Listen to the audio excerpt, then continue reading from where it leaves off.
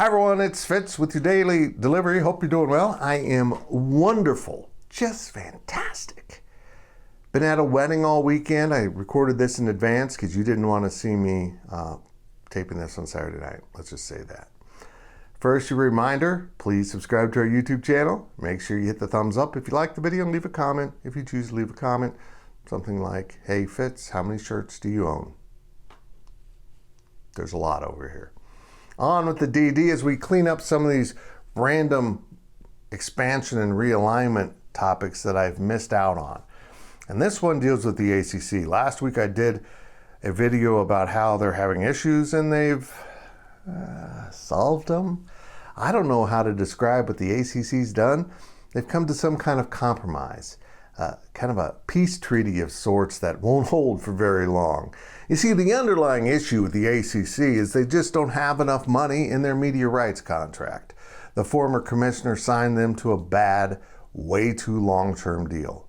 And some of the key members in the ACC, Florida State most notably, feel like they were misled. And they might just eventually sue the conference for fraud because they turned over their media rights under the pretense of things that simply weren't delivered. It'll be interesting to see. But they emerged from these meetings at some form of settlement.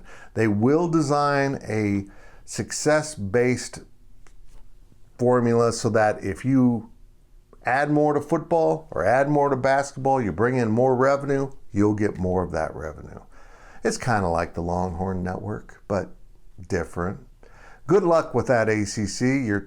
You're seeing a guy right here who saw the ramifications of unequaled revenue sharing, and it was the best way for the Big 12 to get by until it couldn't, and it'll be the best way for the ACC to get by until it can't. Because this rights deal that they have, this media arrangement, just won't hold up. There's not enough money.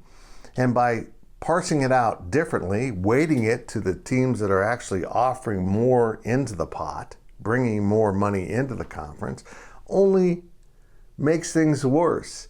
You might get a few more $1 million and that makes you happy, but it's coming out of someone else's pocket. And that's not exactly how the conference formula is supposed to work. You're supposed to be all in it together. And the Big 12 is the perfect example of how eventually that stops working. I don't know if the ACC is going to break up in a year or two or make it to 5 years down the road. But it's clear that many of these schools have other places where they can go.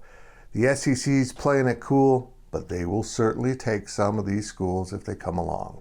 The Big 10 wants some of these schools, no doubt. And the Big 12, well, they would gladly take 4 schools out of the ACC to eventually get them to 20 football schools.